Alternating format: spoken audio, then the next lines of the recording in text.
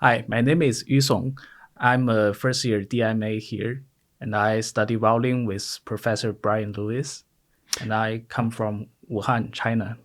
Well, welcome so much, and we're so excited because you're going to be playing a Shostakovich concerto here coming up in just a couple weeks. So tell us a little bit about what you're going to be playing.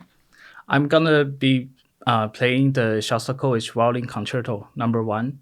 And what made you choose to play that piece? So when I first time heard about this piece is my undergrad year, right after I finished performing the Shostakovich Fifth Symphony, and I was like deeply attracted by his music, and I want to know more about his other pieces. And I found that he wrote two concertos for violin, and number one is played more often, and for me it's more interesting. So Mhm. I studied this piece a while ago, and now I picked up again. Great. So tell me a little bit about what does it sound like to someone who's never heard a Shostakovich violin concerto? What does this sound like? So it sounds it actually has a lot of dissonant element, and the sound is really sorrowful, and like the first movement, the nocturne, and the third movement, Passacaglia, is slow and pretty dark, and the like second movement and the last movement is fast, craziness, and the demonic. So are there four movements? Yeah, form was with a cadenza between third and fourth, and it's a attacca. That means a connective fourth movement, and the cadenza is pretty long. It's longer than the usual concerto. It's like 7-8 minutes. Okay. Is it all written out, or do you get to improvise any of that? That's written out. Okay. Yeah. And can you explain like what is the difference between like a cadenza and a movement? Oh, so cadenza is like for soloists to show off, and Hmm. it's soloist only, no orchestra. So it's mainly the basic idea of the piece, and the composer usually just improvise and put a lot of the other elements to it to be virtuosic. Great. And you said it's 8 minutes, something like that. 7 to 8, Seven, yeah, eight. That is a long, yeah. yeah. So what has been the hardest part of learning it so far? For me, it's personal feeling because the emotion is so complicated. And Shostakovich wrote this piece during the uh, maybe you heard about this Zhidanov doctrine. It's Hmm. during Soviet Union time, and the government said you can only write music patriotic, heroic, so no music like dissonant stuff. So Shostakovich wrote this concerto and hidden in the drawer, like inside the drawer. So not published until 1955. Oh, wow. Yeah. Now, was it published in the Soviet Union, or did someone have to sneak it out? It's in Soviet Union Oh, wow. after the death of Stalin. Yeah, yeah, yeah. Yeah, Stalin, I guess he was he loved classical music, especially opera, but at the same time he could be pretty brutal to things he didn't like. Yeah. So, yeah. So you auditioned for this piece, what, like back in September or October? Uh, October, and the final round is November. Okay. Yeah. Okay, and how did that go? How did the audition? So did you played with just a pianist? Yeah, with Yeah. pianist. Yeah, I think it went pretty well. I was nervous, and the first round I play, I think the judge let me play the entire first movement. No, entire the third movement, Passacaglia, and not hearing any cadenza or burlesque final movement. So I was nervous about that because I want to show my technique stuff. But fortunately, I got into the final round and played the whole concerto. So that's good. Yeah, and when you auditioned, you played in the recital studio, which is like a smaller hall, right? But Yeah. now this is going to be in Bates, a much bigger hall. Is it hard to project your sound into such a big hall, especially like a cadenza where it's just you? Um, for me, my violin it sounds. I don't know. It sounds better in bass. And for this piece, the Shostakovich Concerto, it needs a larger hall Mhm. to get a powerful sound.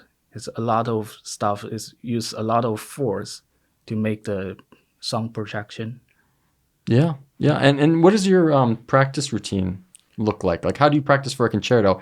Do you ever like play along with a recording, or do you just focus on your own part, or how does that work?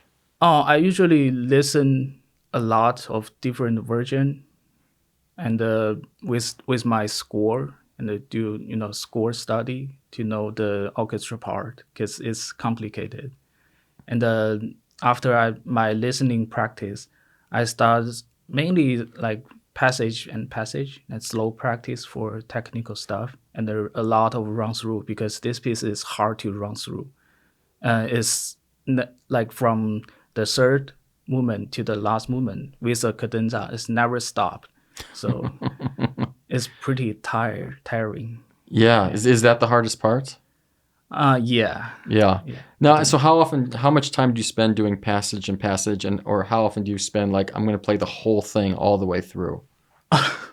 Well, if I if it's in the morning practice, I Hmm. would do a run through, like no warm up, just run through, just to get my finger ready to when I feel nervous or cold. And later, slow practice is for like evening times. Yeah, when I feel really good motion and warmed up, I do a lot of finger practice, technical practice, slow. Yeah. Great. So, and you said part of your practice routine is listening to other Mm. people perform this piece. Obviously, it's been performed many times, right? Which is hard because the bar is high, right? When it's a brand new concerto that the audience hasn't heard, right? I feel like you have more wiggle room. So, what recordings have you listened to that like really speak to you that you think the soloist just really did a great job? I would say I listened to like two versions I really like. Is the one is Kevin Zhu. He just played this concerto at the Elizabeth competition. Oh, wow. Okay. Yeah, so I like that. And the other one is Vingroff. Yeah. Yeah, great. Yeah, did he win the Queen Elizabeth competition, or No, just he just like a finalist? Or as a yeah, finalist, yeah, yeah. unfortunately. Yeah, and well, I mean, just to make it to a finalist, right? Mm. Once you get to that level, it's just absolutely incredible. So yeah, so what's your favorite part of the piece? Like when you're playing it, what part is there a part that you just love playing? Um, Second movement, Scherzo. Okay, Yeah, and it's the second scene. Da da da da da da. Yeah, it's just it's keep going in my head every time. yeah. And how does this concerto match up with other Shostakovich pieces you've played? Do you feel like there's a lot of similarities, or do you feel like this is maybe separate from those? Yeah, there's similarities, and this one is more like his cello concerto in form, and yeah, the cello concerto has a longer cadenza as well, and the other similarity I would say is Symphony Number 10 because he uses the famous DSCH motif, which it means his name. Uh, it means Dmitri Shostakovich, and the SCH is the German translation for SHO. So da da da da, and yeah, and this one is actually written earlier than his Symphony Number 10, and Okay. yeah, so for people known the famous motif DSCH as Symphony Number 10, but this one is actually earlier because it remained unpublished. Hmm. Yeah, so he actually would like kind of like embed his name Mm, basically into it. mm. Is do you see any other things embedded, like any kind of secret, like almost Easter eggs embedded in this? Maybe anti-Soviet messages or anything like that that he did, Um, well, anti-Soviets, or just or maybe. anything, any kind of messages.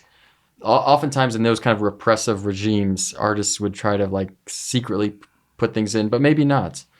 I've I feel well. Again, I'm not a historical Yeah, of course not. Yeah, yeah, professional, yeah. but my personal feeling is like he uses a lot of dissonant stuff and the uses of the instrument like xylophone and the celesta. Okay. Yeah, and I read a paper that like this kind of instrument it sounds not heroic like trumpet or horn, so it's almost forbidden to use at that time. Yeah, that's so interesting. So like a xylophone, Yeah. right? Like how do you make a violin sound like a xylophone? I picture them like totally different. Well, in this piece, it's like xylophone and celesta playing with the orchestra, and to make it sounds more uh, sarcastic, Okay. ironic. Yeah, Yeah, but not heroic.